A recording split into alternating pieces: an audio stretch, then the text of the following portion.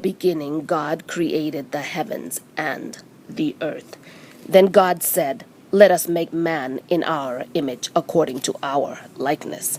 So God created man in his own image. In the image of God, he created him. Male and female, he created them. The Lord God took the man and put him in the Garden of Eden to tend and keep it. And the Lord God commanded the man, saying, "Of every tree of the garden you may freely eat, but of the tree of the knowledge of good and evil you shall not eat, for in the day that you eat of it you shall surely die." And the Lord God said, "It is not good that man should be alone. I will make him a helper comparable to him." Out of the ground the Lord God formed every beast of the field and every bird of the air, and brought them to Adam to see what he would call them. And whatever Adam called each living creature, that was its name. I will call you a ferret. I will call you a chick.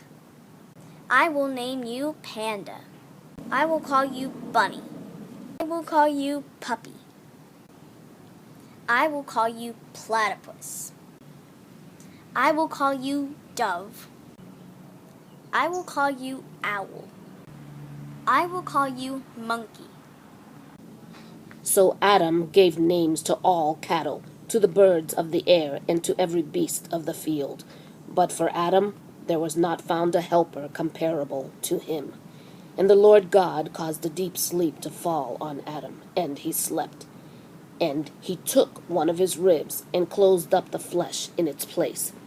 Then the rib which the Lord God had taken from man he made into a woman, and he brought her to the man.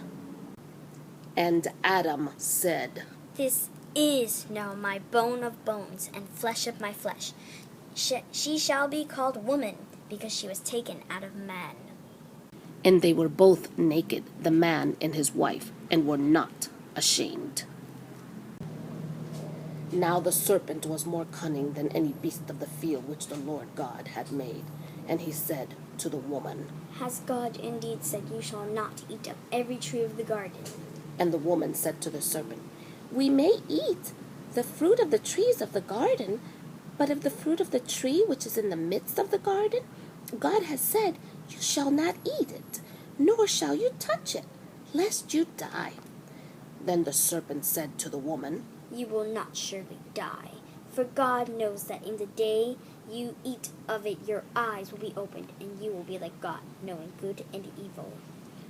So when the woman saw that the tree was good for food, that it was pleasant to the eyes, and a tree desirable to make one wise, she took of its fruit and ate. She also gave to her husband with her, and he ate. Then the eyes of both of them were opened, and they knew that they were naked. And they sewed fig leaves together and made themselves coverings. And they heard the sound of the Lord God walking in the garden in the cool of the day. And Adam and his wife hid themselves from the presence of the Lord among the trees of the garden. The Lord God called to Adam and said to him, Where are you? So he said, I heard your voice in the garden, and I was afraid because I was naked, and I hid myself. And he said, Who told you that you were naked? Have you eaten from the tree of which I commanded that you should not eat? Then the man said, The woman whom you gave to be with me, she gave me of the tree, and I ate.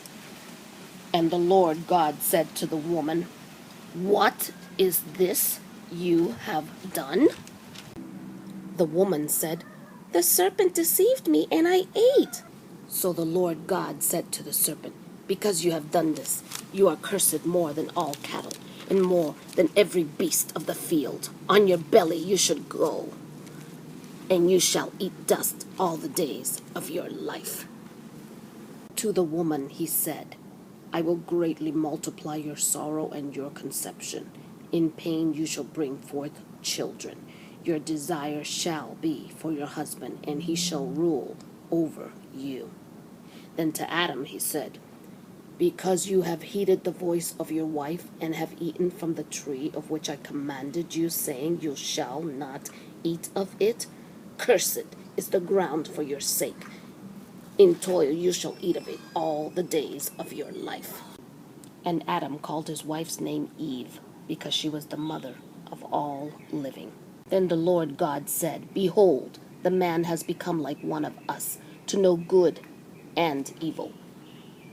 And now, lest he put out his hand and take also of the tree of life and eat and live forever.